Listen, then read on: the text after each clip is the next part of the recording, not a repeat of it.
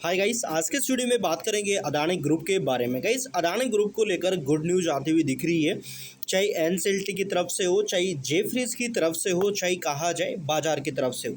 So guys, Adani को लेकर क्या क्या अपडेट्स है इस वीडियो में कवर करेंगे। एंड इम्पोर्टेंट गाइस की देखिए, आज के दिन अदानी ग्रुप का जो परफॉर्म है बहुत ही बढ़िया रहा है। ज़्यादातर जो कंपनी है उन्होंने ग्रीन जोन में अपनी जो क्लोजिंग है वो करी है। सो रीज़न क्या है? रीज़न है गुड न्यूज़। एक तो जेफरीज की तरफ से 3 कंपनियों को लेकर अपने जो टारगेट्स हैं वो बढ़ाए गए हैं ब्रोकरेज जेफरीज की तरफ से।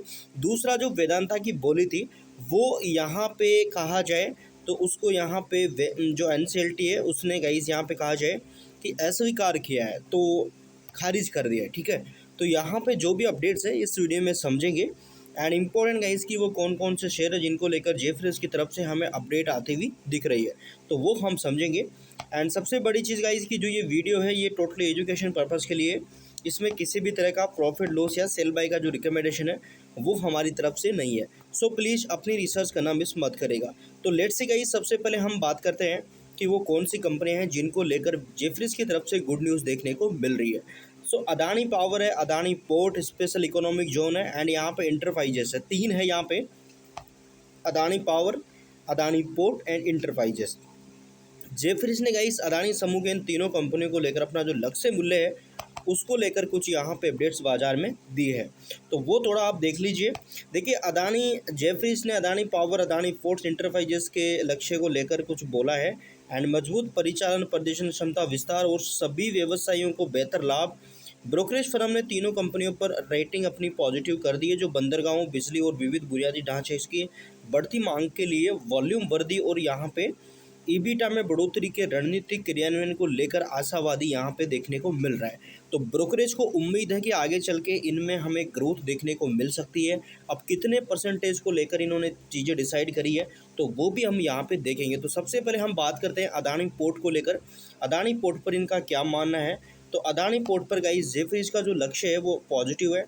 एंड यहाँ पे आप देख सकते हैं इन्होंने बोला है कि बेटा 17 गुना एंड जो वित्त वर्ष 2027 की व्यावसायिक मल्टीपल्स के अनुरूप है। एंड 2026 की तिमाही में घरेलू बंदरगाहों से प्राप्त आय में 9% की वार्षिक वृद्धि का कारण एंड ईबिटा के अनुमानों के अकॉर्डिंग 9% अधिक रहा है, जबकि प्रबंधन ने वित्त वर्ष 27 के अंत में ईबिटा में 9 से 14% की वार्षिक वृद्धि का अनुमान लगाया था, जबकि जेफरीज का अनुमान 11% का था यहाँ पे। तो इस तरीके से गाइस इन्होंने बोला है। तो यहाँ पे आप देख सकते हैं कितना इन्होंने अपना जो लक्ष्य मूल्य है वो रखा है, किस बेसिस पर रखा है, क्या रीजंस दिए हैं, वो सब यहाँ पे जेफरीज ने अदानी पोर्ट्स को लेकर बताया। इसके बाद बात आती है अदानी पावर को लेकर। ब्रोकरेज फर्म में अदानी पावर अपना लक्ष्य देख सकते हैं कहाँ रखा है, एंड इससे बढ़ाया है, पहले जो यहाँ पे था उससे बढ़ा दिया है।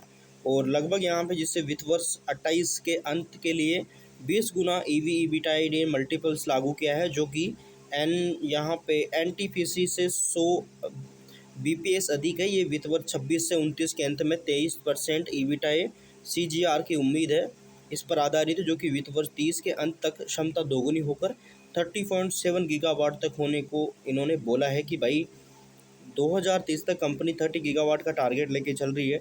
तो ये कह रहा है जेफरीज की भाई ये 30.7 गीगावाट तक कंपनी की जो कैपेसिटी है वो पहुंच सकती है 2030 तक। तो ये है यहाँ पे इसका रीजन।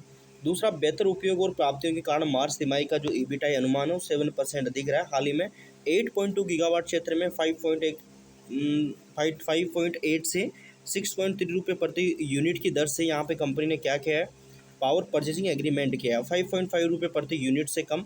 और वित्त वर्ष 28-30 के लिए यहाँ पे लाइव स्पर्धा को बढ़ावा दे रहा है। बिजली की मांग 2% की वृद्धि के बावजूद पीपीएफ यानी कि प्लस जो परफेक्शन रेट सालाना आधार पर 74% स्थिर है, लेकिन व्यापारियों का एक्सपोजर घटकर 19% रहा है, जिससे मिश्रित प्राप्तियों में स्थिरता यहाँ पे बनी हुई है। जेफरीज ने एसओटी के आधार पर अदानी इंटरप्राइजेस का जो लक्ष्य है वो यहाँ पे ये रखा है। साथ ही साथ गाइस जिन्होंने वित्त वर्ष 25 से 28 के दौरान 14% ईबीटाई पीटीए एंड सीजीआर का, ईपीवी का 70 से 80% मार्च तिमाही में यहाँ पे ईबीआईटीए सालाना आधार पर 3 से 4% बढ़कर 4 मतलब यहाँ पे 44.8 मिलियन रुपए हो गया है, जिसका मुख्य कारण जो एयरपोर्ट सालाना आधार पर 75% वृद्धि और अनिल की यहाँ पे कहा जाए अनिल की 6% वृद्धि और कॉपर की मजबूत बिक्री रही है। हालांकि ट्रेडिंग और माइनिंग सर्विसेज में गिरावट देखने को मिली है। तो इस तरीके से हमें चीज़ें रही है। इसके बाद एक और बड़ी अपडेट आई जो कि एनसीएलटी की तरफ से आई, जिनमें वेदांता की अपील खारिज करने के फैसले को स्वागत करने के बाद बाजार में अदानी समूह में पॉजिटिविटी देखी गई है। तो यहाँ पे अगर देखा जाए अदानी समूह से जुड़ी कंपनियों में पॉजिटिविटी देखी गई। क्योंकि राष्ट्रीय कंपनी विधि अपीलीय न्यायाधिकरण ने जयप्रकाश एसोसिएट लिमिटेड के लिए अदानी एंटरप्राइजेस की योजनाओं को मंजूरी के खिलाफ वेदांता की अपील को खारिज कर दिया है। अपीलीय न्यायाधिकरण ने ऋणदाता द्वारा अनुमोदित प्रस्ताव की योजना के आगे बढ़ने की अनुमति दी है यहाँ पे। इसके बाद देख सकते हैं यहाँ पे अदानी पावर एंड कंपनियों में क्या रहा है। हालांकि एनसीएलटी के अनुसार लेनदारों की समिति ने सफल बोलीदाता का चयन करते समय कानून के दायरे में रहकर कार्य किया एंड इसने ये भी कहा है कि समाधान पेशेवर के आचरण को कोई महत्वपूर्ण अनियमितता नहीं थी। न्यायाधिकरण ने माना कि प्रक्रिया समाप्त होने के बाद वह प्रस्तुत वेदांता परिशिष्ट पर विचार न करने का लेनदारों का निर्णय बोली नियमों के तहत वैध था यहाँ पे। एंड इसके साथ देखिए 2024 में आईबीसीआई इस बैंक की याचिका पर राष्ट्रीय कंपनी विधि न्यायाधिकरण द्वारा स्वीकार किए जाने के बाद जयप्रकाश एसोसिएट ने दिवालियापन की कार्रवाई में प्रवेश किया। इन इस प्रक्रिया में स्वीकृत दावों में 57,000 करोड़ रुपए से अधिक के थे यहाँ पे। एंड 85% से अधिक मतदान हिस्सेदारी वाली नेशनल एसेट्स जो रिकंस्ट्रक्शन कंपनी है लिमिटेड नेतृत्व में ऋणदाताओं के अदानी एंटरप्राइजेस का चयन करने से पहले कई बोलियों का मूल्यांकन भी किया। कंपनी की योजना अग्रिम वसूली समूह प्रमुख जो मापदंड से उनसे बेहतर स्थान पर रही है यहाँ पे। तो इस तरीके से अपडेट आ रही है जिसमें गाइस वेदांता की बोली को खारिज किया जा चुका है एंड इसके बाद अदानी की जो बोली है उस पर फोकस किया जा रहा है। तो प्रक्रिया पूरी होने के बाद वेदांता ने 16,070 करोड़ रुपए की संशोधित प्रस्ताव प्रस्तुत की थी। ऋणदाताओं ने इसे ये कहते हुए अस्वीकार कर दिया कि समय सीमा के बाद परिवर्तन के अनुरूप अनुमति नहीं है, जबकि वेदांता ने इस निर्णय को चुनौती दी कि वेदांता का कहना था कि हमने समय सीमा रहते हुए ही ये जो बोली है ये दी थी। इससे पहले अपीलीय न्यायाधिकरण ने अदानी के प्रस्ताव को कार्यान्वयन पर रोक लगाने से इनकार कर दिया था। वेदांता ने भारत के सर्वोच्च न्यायालय में अपील भी दायर करी थी एंड न्यायाधिकरण को मामले पर निर्णय लेने का निर्देश दिया एंड अब न्यायाधिकरण ने ऋणदाताओं के फैसले को बरकरार रखते हुए अदानी एंटरप्राइजेस की समाधान योजनाओं के कार्यान्वयन में मार्ग प्रस्तुत यहाँ पे कर दिया है। तो ये बड़ी अपडेट्स अभी तक दिख रही है। एनसीएलटी के आदेश में क्या कहा गया है तो ये देखिए, अपील करता यानी कि वेदांता ने निर्णायक प्राधिकरण के फैसले के हस्तक्षेप करने का कोई आधार नहीं है एंड अपील में कोई भी दम नहीं है। दोनों अपीलों को खारिज की जाती है, कोई भी आदेश पारित नहीं किया जाएगा। एनसीएलटी ने कहा कि लेनदारों की समिति का निर्णय संबंधित समाधान योजना के समग्र विचार विमर्श पर आधारित था और व्यावसायिक विवेक के आधार पर लिया गया था।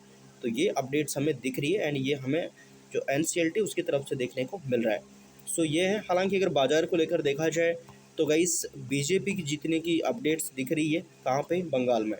तो बंगाल और असम में बीजेपी की सरकार बनती हुई दिख रही है एंड बंगाल में बनती हुई दिख रही है, असम में रिपीट होती हुई नज़र आ रही है।